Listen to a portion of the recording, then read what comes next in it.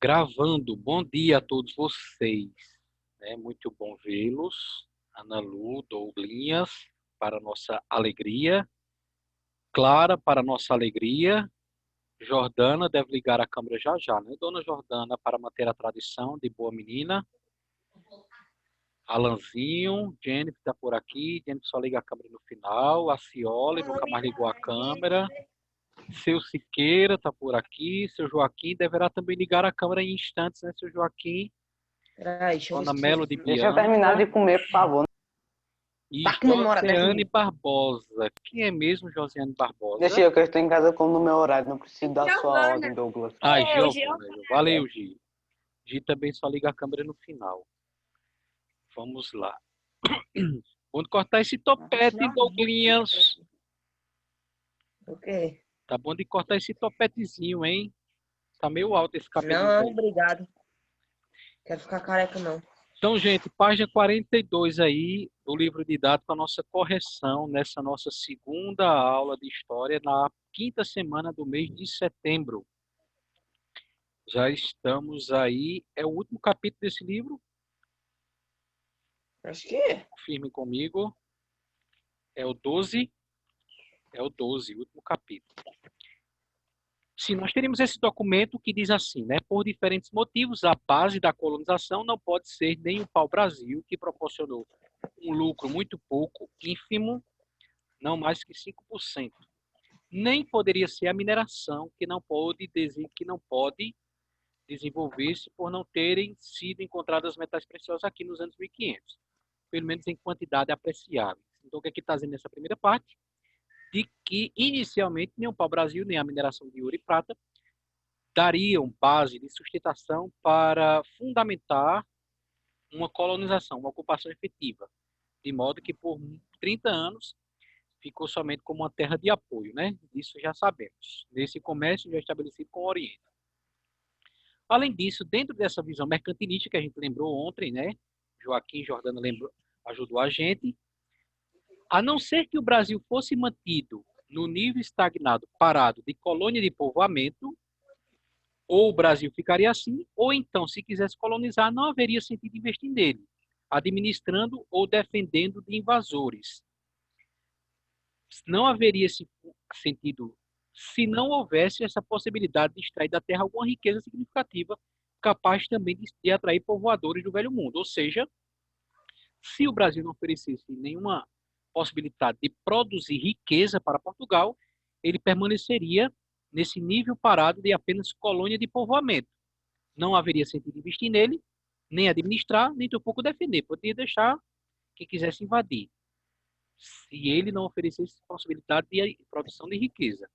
E essa riqueza veio a ser a cana-de-açúcar. Muito fácil as perguntas. Por que a extração de pau-brasil não foi a motivadora do povoamento? Porque o lucro não foi muito grande. Porque o lucro era muito pequeno, não era muito Propiciou um lucro ínfimo, pouco. não mais de 5%. Pequeno assim como o nariz do professor de história. Segunda pergunta, quais foram os motivos que levaram Portugal a optar pelo açúcar? Porque ia gerar mais lucro. Porque muito fácil, né? Ia gerar mais lucro, riqueza. Sim, agora Douglas botou a mão no queixo ali, eu lembrei, tá faltando Larissa aqui, né? Larissa é que fica assim, cochilando. Não, é Letícia. Letícia, eu fui confundir, né? O L com L. Ela deve estar ainda sobrevoando com a sua vassoura pelos ares de Garanhuns.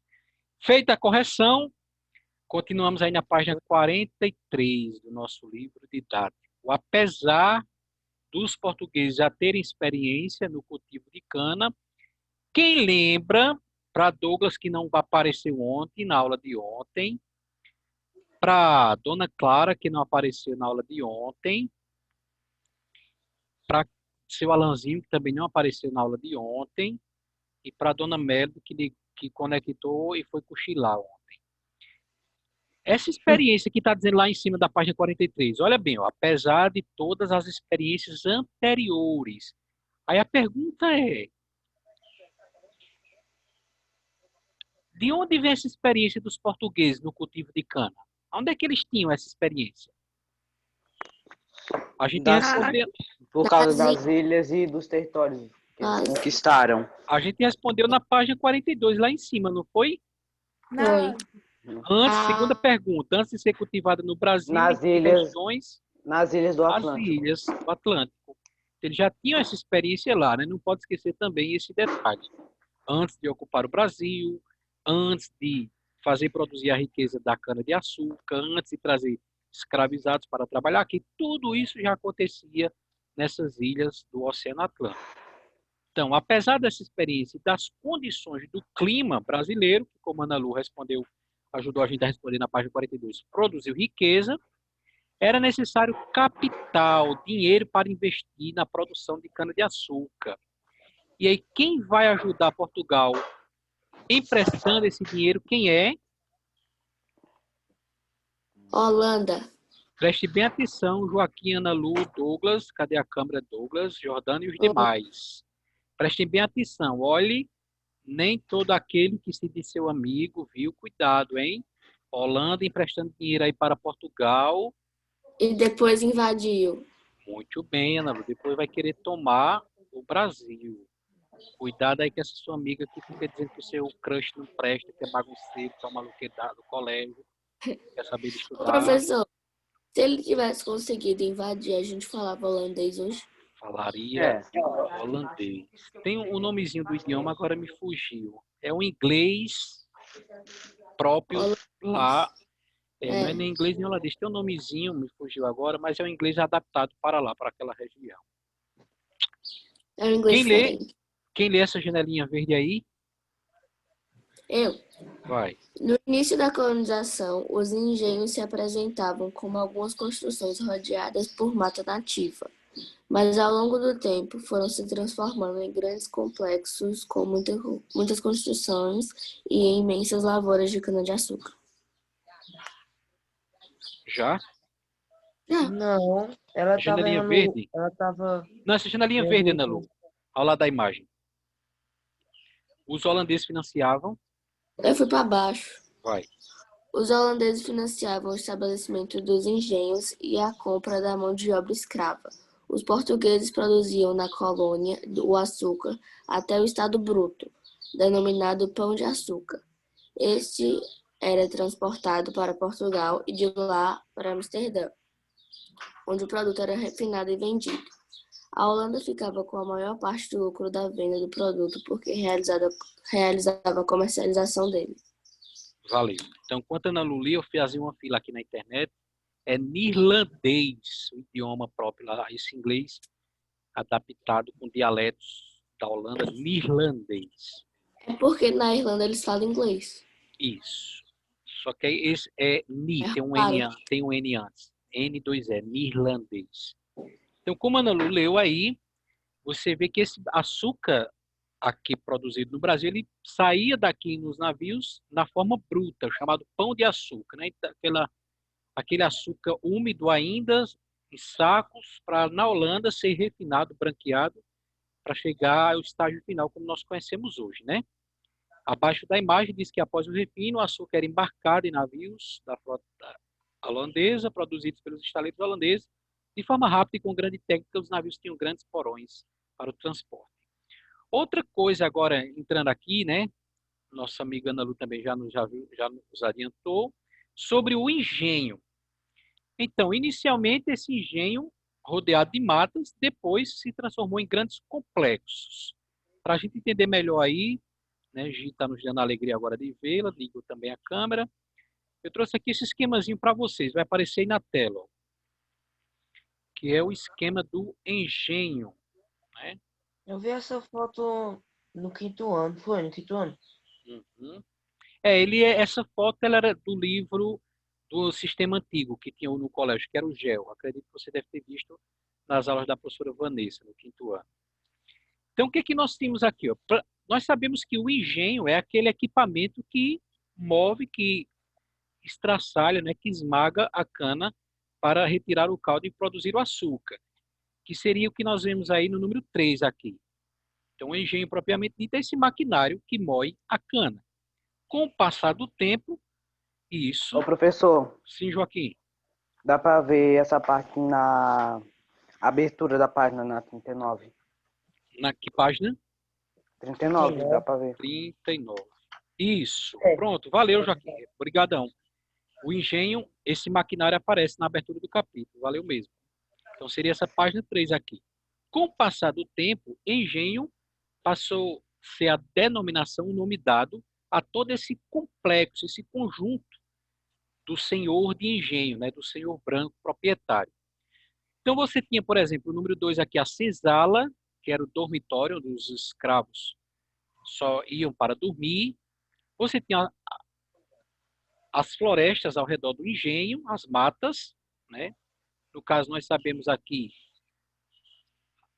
as capitanias grandes produtoras de açúcar, Pernambuco, Bahia, então a Mata Atlântica, né? Seria a Mata Atlântica, isso fica aqui no litoral brasileiro. O plantio de cana era necessário também, esse número 6. O rio era de fundamental importância, então os engenhos estabelecidos no leito de rios eram engenhos mais caros, propriedades mais caras, mais ricas, porque você já economizaria com o trabalho braçal do escravizado ter que rodar rodar a roda do moinho, né? Ou então a tração de animais. Os animais não precisariam traçar, mover o moinho. Essa movimentação do engenho, do moinho, era feita, não é moinho, eu estou usando a palavra errada, né? Do engenho mesmo, que moinho é para grãos. Do engenho, essa movimentação do engenho já era feita pelo próprio leito do rio. Então já economizava aí com escravizados e animais. Essas propriedades que, estabelecidas ao longo de rios, elas eram mais caras. No número 1, você tem a casa, a chamada Casa Grande, era a residência do senhor branco, do senhor do engenho. No número 5, você tinha os armazéns, os depósitos, porque também nos grandes engenhos, como você vê aqui no número 9, tinham as plantações, então não só produzia cana, né? Eles não só tomavam no café da manhã, cana. No almoço, um copo de garapa de cana. À noite, para dormir, chupava um pedaço de cana. Não, eles plantavam outras coisas também, outras agriculturas. É o que a gente vê aqui no número 9, essa chamada agricultura de subsistência. E plantavam também animais, né? Vacas, porcos, cabras, para o leite, para a carne. E chama também a atenção aqui para a gente, está lá no cantinho, o número 4, que é a capela. Ou seja, olha que interessante, Douglas, e os demais. Esse Oi. senhor branco, europeu, que chicoteava outro ser humano, que pagava, que considerava outro ser humano como mercadoria, ele era um senhor muito religioso, que aos domingos tinha uma capela na sua propriedade, no seu engenho, onde ele iria rezar, louvar e rezar para Deus. Mas durante a semana ele Não estava lá precisa nem castigando, rezar. Não durante a precisa. semana ele estava lá castigando o seu semelhante, né? Enfim, a hipocrisia, né? Boa. Joaquim tirou aí as palavras das minhas Ele não vai sobrancelhas. logo pro inferno, um bicho ruim desse. Nem oferece Nana Lu, todinho, valeu. Crueldade. Eu também lhe ofereço água. Tadinho. Douglas, esse time feio aí, na tua esquerda, em cima da parede. O quê? Santa Cruz, Santa Cruz, Santa Cruz. Deus me livre. Eita. Continuando, Tô cruzando. continuando na página É, 43. Né? Então, para a produção, era preciso muito investimento e infraestrutura, como a gente procurou comentar agora, né? Para o plantio, construção, melhoria, compra de escravizados e tudo mais. Então, na verdade, aquela grande propriedade chama-se latifúndio, essa grande propriedade, essa grande fazenda. O proprietário, o senhor de engenho. E o que acontecia, Giovana, Douglas e os demais? O que acontecia quando alguém não tinha o dinheiro para toda aquela estrutura?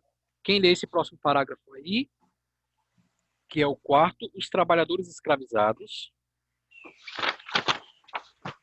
Os trabalhadores escravizados trabalhavam na lavoura, no corte e na moagem da cana-de-açúcar, e também na caldeira, onde aqueciam o caldo da cana até que ele se engrossasse. Eram supervisionados com rigor pelos feitores cap, oxe, não, mas capatazes, livres, livres e assalariados. Que nomes doido danado. pagos. Pagos para financiar e punir a porventura perseguir os escravizados que tentassem fugir.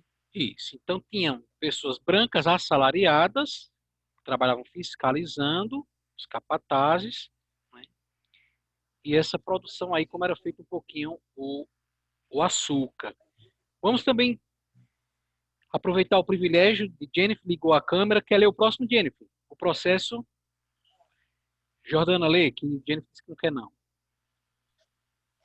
O processo de fabricação de açúcar era coordenado por profissionais que tinham conhecimento técnico sobre o preparo desse produto.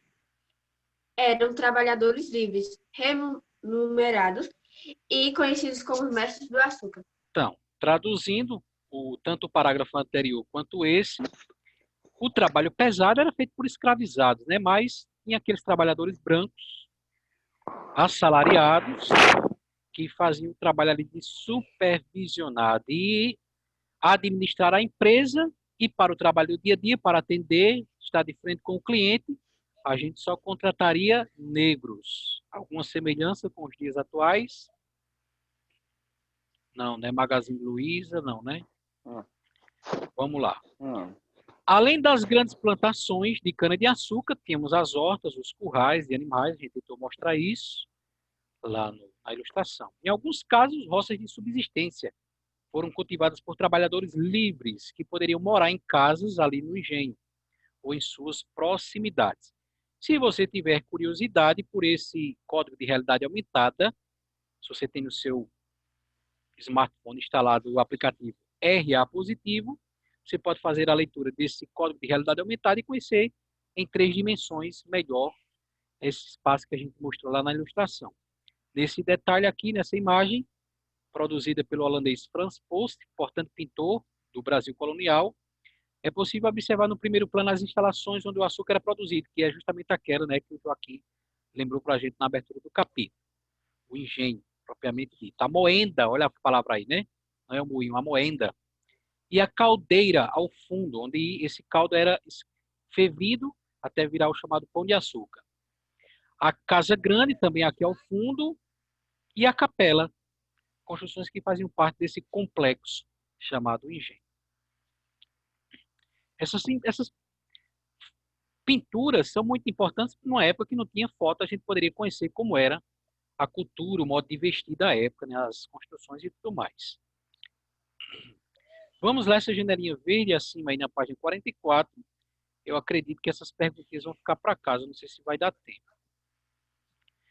Diz assim, ó. Alguém gostaria de ler? Eu. Vai. Com efeito, a cana não era só plantada como ainda transformada em açúcar no próprio latifúndio. Para tal, existia um engenho constituído de moenda, caldeira e casa de purga, onde o açúcar era branqueado. O proprietário que não tinha engenho pagava com metade da colheita para moer a cana somente os engenhos. Espera um pouco para ler amanhã. Moer no engenho de outro. Quem arrendava uma terra de latifundiário tinha o compromisso de moer a cana somente no engenho deste, e obviamente pagava com a metade da colheita, afora o que era comprado, o título de aluguel. Os grandes latifúndios de cana-de-açúcar compreendiam além da plantação e do engenho também a senzala onde dormiam os negros, a capela sendo a responsável por ela algo como uma feudatário dos latifundiários e a casa grande, onde residia o senhor patriarcal, suprema autoridade do local e um verdadeiro aristocrata não titulado. Então, são muitas informações interessantes que aparecem aí, algumas que para vocês, gente linda, não é novidade, né? Como, por exemplo, nessa quarta e última linha, os grandes latifúndios, essas grandes propriedades, latifúndios quer dizer fazenda, além da plantação e do engenho, também a senzala, a capela, a casa grande e tudo mais. Isso é novidade para vocês. Aí vem as perguntinhas, Douglas e os demais, que vocês deverão, Ana Lu, responder no caderno, de maneira organizada, com cabeçalho. Aula pelo Zoom no dia 29 de setembro. Assunto da página 44, sessão troca de ideias, né? Pulando uma linha sem fazer careta, Ana Lu e os demais. Primeira perguntinha. Quais os elementos materiais constituíam o engenho? Ou seja, quais esses espaços? Só responder lá no primeiro, no caderno. Nada de mandar foto com a resposta assim no meio de uma pergunta para outra do livro, viu? Aí vai pular uma linha, vai responder o segundo. Como poderia fazer um proprietário de engenho de cana-de-açúcar que não tivesse a moenda, lá, aquele equipamento de moer? Como é que ele poderia fazer? Tá aqui na terceira linha a resposta. Terceira pergunta. Quais as principais construções de um latifúndio produtor de açúcar? É mais ou menos a resposta do primeiro. As principais construções. Quarta pergunta. Voltem à página de abertura. Observe novamente a imagem e faça o que se pede. Que instalação foi retratada? O Joaquim já nos deu essa dica, né? Letra B. Explique o funcionamento dessa instalação. Como é que ela funcionava? Precisava de quantas pessoas? Para fazer o quê? Você vai explicar um pouquinho o funcionamento da moenda. Letra C. O que acontecia quando o engenho não tinha a moenda? Aí você vai voltar para o texto. Quando um plantador de cana não tinha a moenda para moer a cana, o que é que ele precisava fazer? Né? Vai tirar aqui na terceira linha, está essa resposta. Letra D, por último. Qual a próxima etapa na produção de açúcar, depois de moer a cana? Extrair o caldo. Qual era a próxima etapa dessa produção? Também vai estar aqui na segunda linha essa resposta. Então já dei uma dica aí, é só passar para o caderno. Alguns mais espertinhos já estão com o caderno aí aberto, já fazendo aí esse registro. Então, gente, um abençoado restante de terça-feira para vocês. É sempre um prazer inenarrável a aula com vocês. Obrigado àqueles que ligaram a câmera, Ana Lu, com o dedo mindinho nas narinas, Jordana, Jennifer, Douglinhas, torcedor do esporte, a gente respeita, né? Alguém tem que ter um defeito. Seu Joaquim, Clara, que estava sumida, Gi, Acioli, que eu acho que cochilou, Alanzinho, não sei se ficou até o final, parece que o cochilou estava tão caladinho. Dona Melu também acho que foi gasear, né? Conectou e foi patinar. E Dona Lara, que também não quis ligar hoje a câmera. Mas muito bom vê-los.